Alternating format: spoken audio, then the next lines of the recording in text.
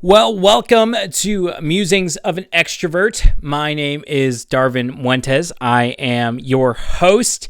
Thank you for listening and tuning in. I hope you enjoy the podcast. If you have been, please give it a like, subscribe, and leave some comments. Interact with what's going on the podcast. I have some really cool stuff to talk about today. Today, we're going to actually jump into Roth IRAs, which I actually talked to you guys a little bit about when we had Brian on the episode. So if you want to go check out that episode, go ahead and check it out now. It's a great episode. We talk about all the different types of investment opportunities, investment options that are out there. And today we will be jumping into Roth IRAs specifically to get a little bit more in depth, kind of tell you a couple things about the Roth and why it's such a cool place for us to park money for retirement. So I really want to give you guys about 3 different things. So the first one is Roth IRAs. You contribute your money after you've already paid your taxes. Now that's cool. Yeah, well, hold up. Let me tell you a little bit more before you get annoyed and say, Darvin, you're the worst. Why would you tell me this? Why would you tell me this? It's awesome. You contribute after taxes. And why is this awesome? Because the government, the IRS, those greedy little people that are always like, give me all your money, they have a code that says if it's in this Roth bucket, they have already paid taxes. And what does that mean? When you get to retirement at age 59 and a half, you can pull out money from your Roth IRA that you've been saving and investing over a long period of time. I'm 25 right now.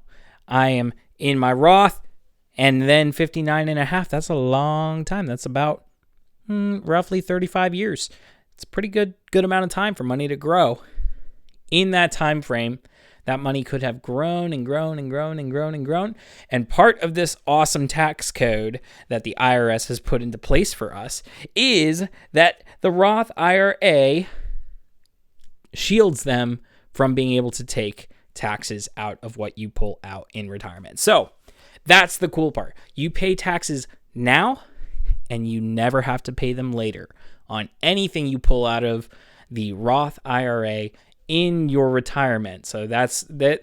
There are a couple stipulations.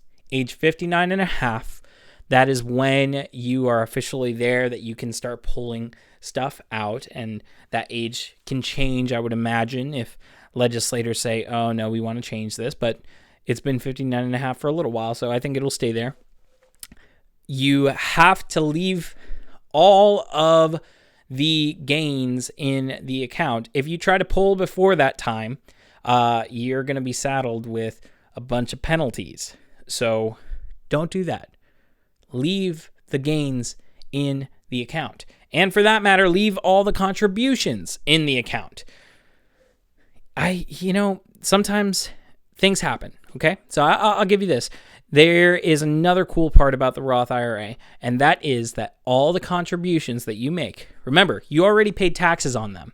So the government tells you, well, okay, you already paid taxes on it. So at least the stuff that you put in that you're going to be using to make more money with, that stuff you can actually pull out penalty-free and tax-free. So let's say you have $10,000 in your Roth IRA that you contributed and you invested that over 10 years. It grew to, I don't know, in 10 years, I'm running out of numbers in my head, but let's just say it grew to $21,000. It could be more than that, could be less than that. I don't really know. My human calculator is not really that great. Well, it's not bad, but it's not that good. Anyway, so if you have $21,000 in your account, but you contributed 10 of that $21,000, let's say 10 years from now, you have an emergency. You have no other money because the only place where you were financially responsible was you were putting money into your Roth IRA. but you did not have an emergency fund, bad. You did not have any amount of after-tax investments, which if you're not contributing to your regular IRAs and or 401ks, you probably shouldn't have too much after tax unless you're using some fun money to play around with some stocks if you want to, play around with very small amount. But either way, let's say you just don't have any money at all. You lost your job, you got no money. This is the only money you have. If it was the last resort, then you'll have my permission to take out that $10,000. But otherwise, if you have money, if you have a bunch of other stuff that you can use it. Okay? It might feel hard. It might feel like, oh my gosh, my account is going down to zero. Well, let me tell you something. Your account going down to zero now is not as bad as your account in retirement being at zero. That's the truth right there. You need an account in retirement that's going to be able to keep you from having to go to work. If you want to go to work, that's one thing. But if you have to go to work, that's a total other thing. So, contributions can be pulled out penalty-free, tax-free. So that's another cool part about the Roth IRA. Now, here's another really, really cool part. When you are in retirement, you can use this.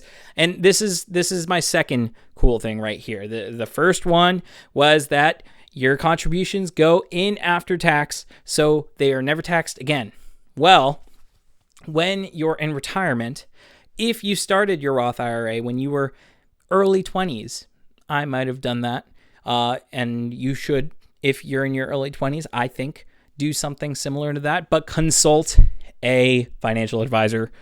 I'm not a fiduciary, so everything that I say in this podcast, it's all informational. So please don't come at me. Don't be like he gave me advice, because I didn't give you advice. All I'm saying is what's going on. This is what a Roth IRA is. So in your retirement, if you invested the full contribution limit, $6,000, which I think this year it's up to $6,500 for an individual.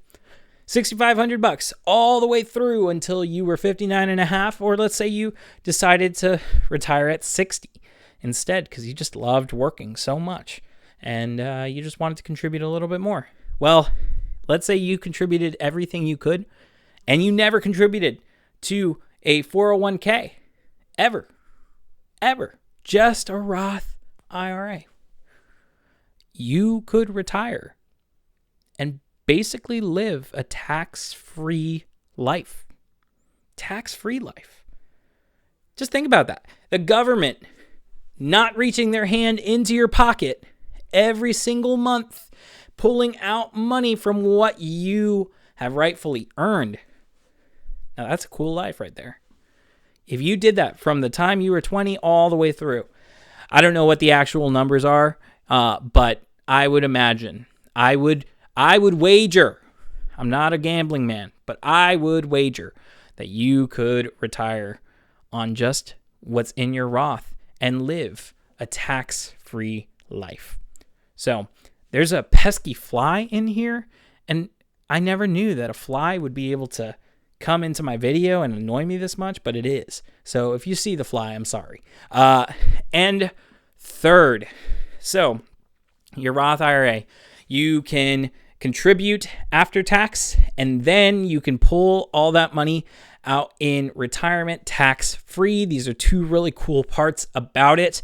Another cool part is that the government does allow you to pull out some things for things like buying a first home, which I still wouldn't necessarily recommend doing that. But again, that's up to you. That's your personal financial decision. However, taking money out of something after you've already invested in it, you're shortchanging the wealth building process. And so I wouldn't do that, but it is a possibility. Your Roth IRA, you are not required to take out distributions like you are with a traditional IRA. Now that's cool number 3.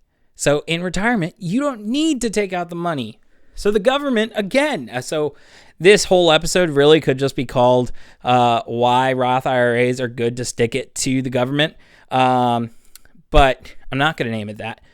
It's just super cool because in retirement, the government doesn't force you to pull money out of your Roth IRA. So theoretically, you could contribute to a Roth IRA just so you can have generational wealth to pass off to someone else in your family, somewhere down the line, and they could have money that they could use in their life earlier on than you had, and you can really leave a legacy. So it's super cool. Now, legacy building with a Roth IRA, it has some complexities that you should be aware of. So I would actually go to the Fidelity website and look up Roth IRAs because Fidelity is awesome and they have a bunch of resources. I'm bringing a lot of this information to you from Fidelity so you can go find some of this stuff on Fidelity. Don't just take my word for it. I just like to kind of make some fun videos for you to listen to and hear and get to know some of these cool new things. But go ahead and check out Fidelity's website and search Roth IRAs and see what they have to say about it because it's pretty cool. Contributing to a Roth IRA gives you tax flexibility in retirement. So this is a bonus one. The third one was that you don't have to take out money because the government ain't taking any taxes, and they've told you, okay, well, we're not taking out taxes, so you're fine to keep going with it, which is pretty wild because the government just wants their piece. They just want their piece of the pie all the time, and they want to eat the pie as well. I don't really get where the whole cake, have your cake and eat it too, like that makes no sense to me. Who came up with this statement that's redundant? Like if I'm gonna go get cake, the purpose of me going to get the cake was because I wanted to eat it, but they're saying you can't do those two things. So I don't get it. Maybe I'm dumb. I might be dumb. And in that case, you can just click off. Well, no, don't do that. Don't click off the channel. Go ahead and listen and enjoy and leave a comment. Tell me I'm dumb if you want. That's fine.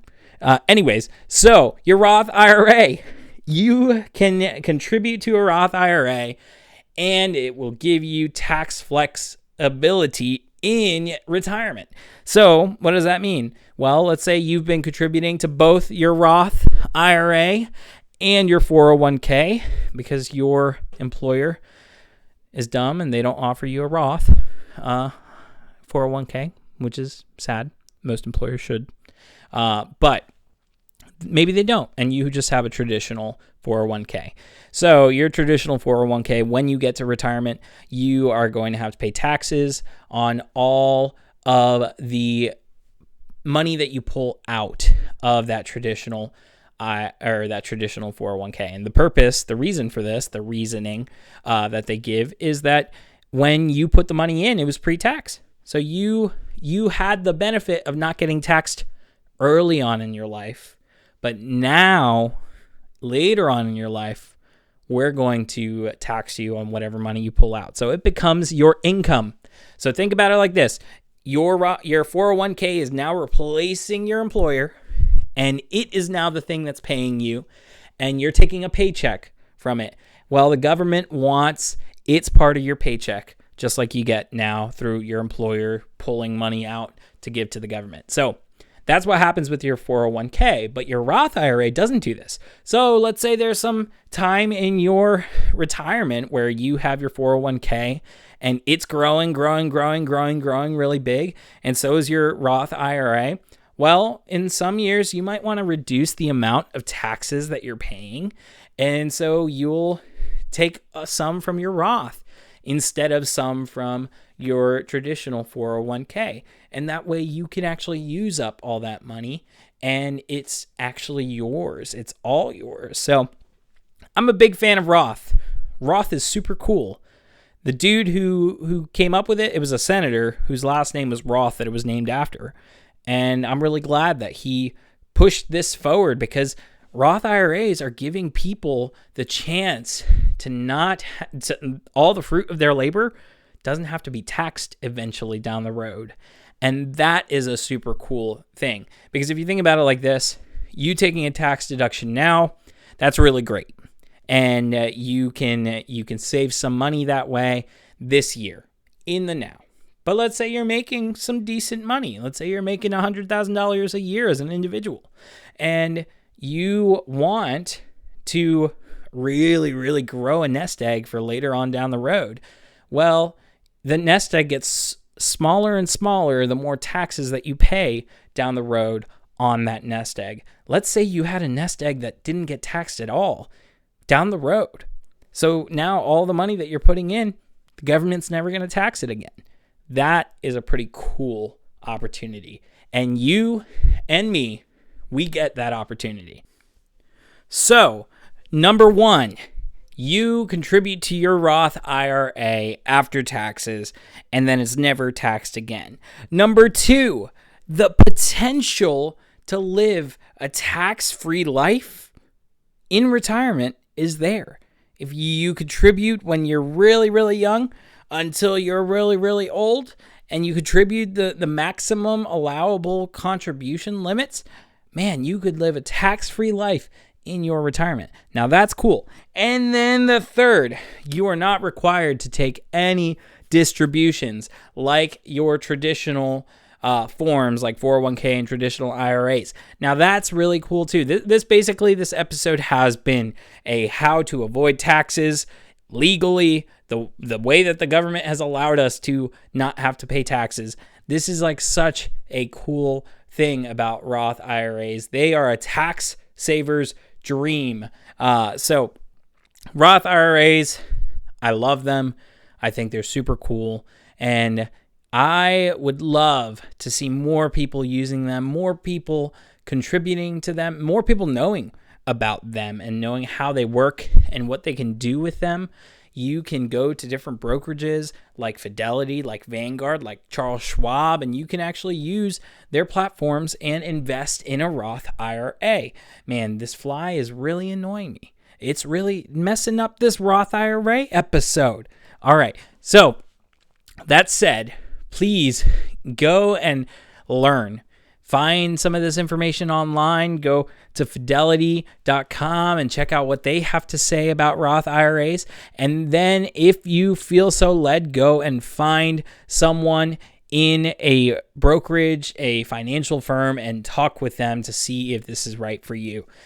That said, thank you so much for listening. Like, subscribe this podcast. It's so fun to do. I just enjoy doing it. I enjoy coming here and talking about some fun stuff. So I hope you guys have a wonderful day.